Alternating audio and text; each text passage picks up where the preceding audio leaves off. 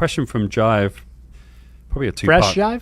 Huh? Fresh Jive? Fresh Jive, I think. Yeah, I guess. that was a good clothing line back in the rave days Oh, of yeah? Los Angeles. Yeah. Maybe so. Clobber, Jive. Okay. Wow. Everybody's like, Bo, whatever. He's maybe the owner of the company. Yeah, I have totally. no idea. Hey, send me a hat. I have to No, clarify I'm just that. joking. But he asks, is it true that Hitler and Stalin were raised as Christian? And then he asks, this is an interesting question, does Christianity contribute to people falling away from it? Which struck me weird at first, but then I thought about that. I guess you could say, does the modern church, do you think the church does things which actually drive people away from Christianity? That's an interesting question to ask. It's a great question. Yeah. Jive, that's awesome. But also I'll let Sean take a crack, and Also, then I'll have a moment. Hitler and Stalin, you heard they were raised as Christian. Is that true? That's what I see that One question. was raised by a Christian. Clara Adolph, Hitler's mother, was reported to be a devout Catholic, but you can take anything about the Führer of Germany's life and, find contradictory reports any 3 ways from Sunday. The basic truth of it, I think, is telling because his father, for sure, is quoted to believe that all religions were a scam. Hitler himself, as any politician would, espoused one religion one day and demonized it the next. According to the Eichmann letters, there was a plan to purge Germany of Christianity after the Jews had been exterminated, and of course implement pure Wotanism, which is a German pronunciation of Odin, and Norse paganism. Go back to Germany's true cultural roots.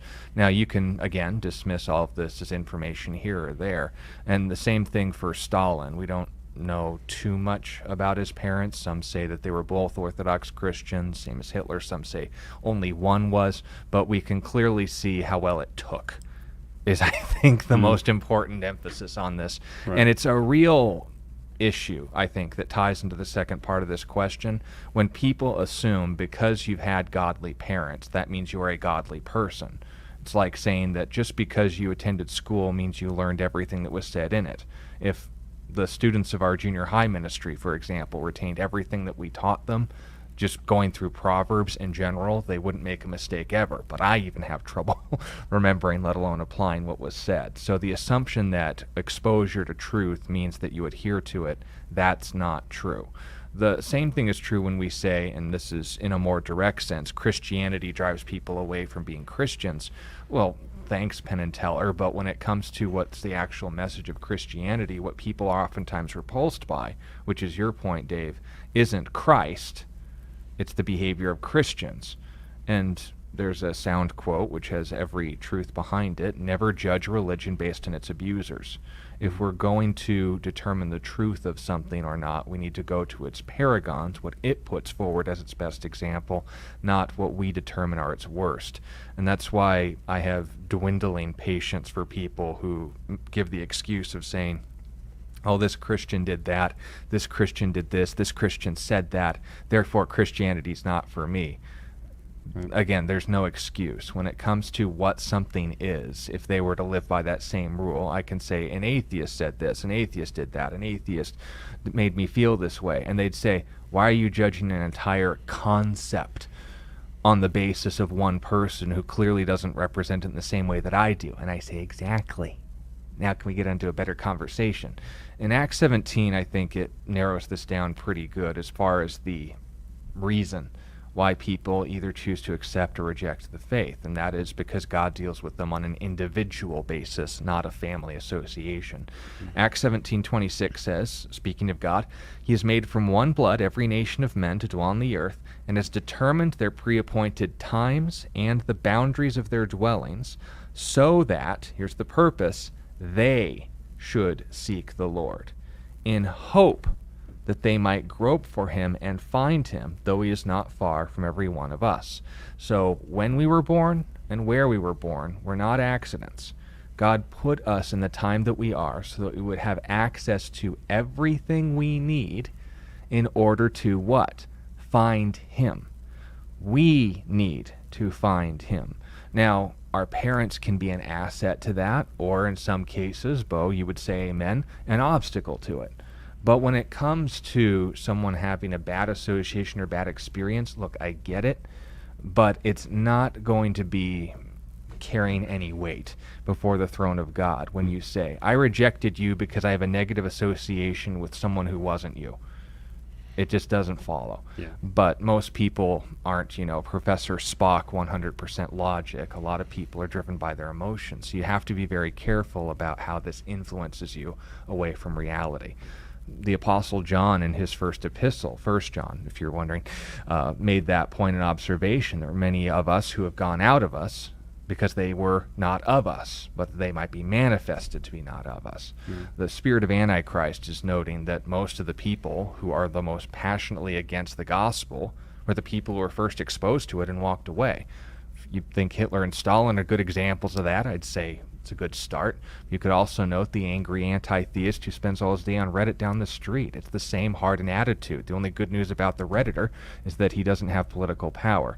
But the reality is we're all naturally defaulted to be rebels against God. And if we don't choose to receive what God has put in front of us, we will default back to our baser natures. Whether that's going to be destructive internally or externally, it's never anywhere good. Right. So we look at Hitler and we say, that's the end of atheism. No. There are people who just kind of docilely rebel against God in their own way. You say, oh, that Christian, that's what Christianity is. No, there are Christians that are not like Jesus. In fact, that's all of them. Yes. But when it comes to what we actually need to define and understand, it's not that, well, if Christianity was perfect, then everyone would get saved. No. When Christianity was Christ, not everybody got saved. Yeah. But if, on the other hand, we're going to say, okay, well, why doesn't God just put everyone in a Christian home then? And that means they're going to get saved, because it's not always the case. We have to, on an individual basis, accept or reject what God's given. Some people are given more than others, have done less with more, and more with less. The question is what you do, not what God has or hasn't done. Yeah. I love this quote on history.com, but it's about Stalin, and it says he saw this as a way of getting rid of a past that was holding people back and marching toward the future of science and progress. If you extrapolate that from the article and just into today's world, you can see what Stalin was doing is the same thing that's going on today. Stalin was very influenced by Karl Marx's rise and writings, I should say. And so Stalin, looked at that, even though he was raised very much in an Orthodox kind of home, so very religious. I think even maybe he might have studied and went to kind of a seminary or had an opportunity to or something like that. But, like most people, when they think of progress or the progressive movement, there's a reason why it's called progressive, because it's really stems from that Communist Manifesto of Karl Marx, which is it starts with atheism. I mean, that's what Karl Marx said. So the humanist, the manifesto, the Communist Manifesto, is one that's wrapped up in naturalism, evolutionary ideas, Darwinism, atheism, and it has no room for God. And so, Stalin certainly at one point, was raised in this orthodoxy of Christianity or Christian ideas. But, like many people, you go to a university and you become educated and you start talking about intellectualism.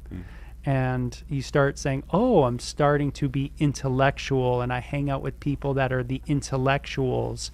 And this is the idea of, this kind of, you start thinking like, oh, these people, we really know. We really know the stuff. Right. But what Stalin did, of course, is he went in and he took all the wealthy people and he shot them.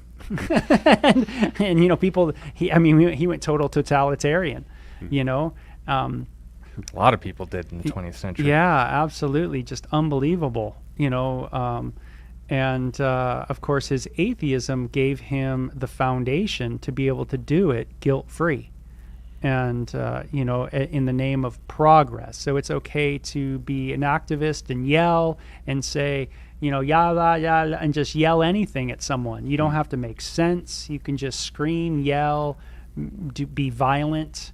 This is all in the idea of, Marxism, and Stalin certainly knew that. And you see it today. It's very prominent in our culture today, this kind of Marxist thread that has hit Stalin and many other people. Right. And so there's some nuances to it all, but that's it in a nutshell. Yeah. I would just say that does Christianity lend itself to becoming non-Christian? That would be kind of an oxymoron statement. Yeah. But I do understand the question, and I do think that many, like when I was an atheist, and I think many people are raised in Christian homes that certainly lend themselves to a deconstruction for the teenager that's growing up in that home, meaning a deconstruction of their worldview. So many teenagers, are raised in such a way where they are forced or coerced or parented out of fear, and again, some kind of coercion, some kind of push, to the orthodoxy of the faith, quote. And sure enough, that teenager sees right through it and sees the fear and the control that's in the manipulation that's taking place. But never apply the same rebellious attitude towards the professor who's then replacing their worldview with his. Right. And it's wrong either way, whether it's a professor or whether it's a parent. But I'm just saying that sometimes it's not Christianity per se that's causing it, but it's just how people are. Yeah. We do it wrong. you know. And like Sean said, Christ, he was the only perfect person. I mean, Christianity, in a nutshell, is people that believe that we are not good, that Christ is good, that he is good, and we're not that. We're fallen, we're unholy, we're sinners, and the only way for us to be made right was through Jesus, God himself, come in and stepping in that gap, paying the price for us that we couldn't pay ourselves to save us. And so you go to church, a Christian is someone who's like, I am a sinner, I am, if it's not one thing, it's another, as the song says, And so, so in that sense, Christians will do things to turn you off of Christianity because we do it wrong. We struggle, and we're sinners and we still sin. But the point is, it's about, like you said, Sean, Christ. Yeah. So that's why we're all to keep our eyes on the Lord. Right. That's right. And certainly people coming in, as seekers. Yeah. Don't look to, look to the word like we're trying to do on this show. So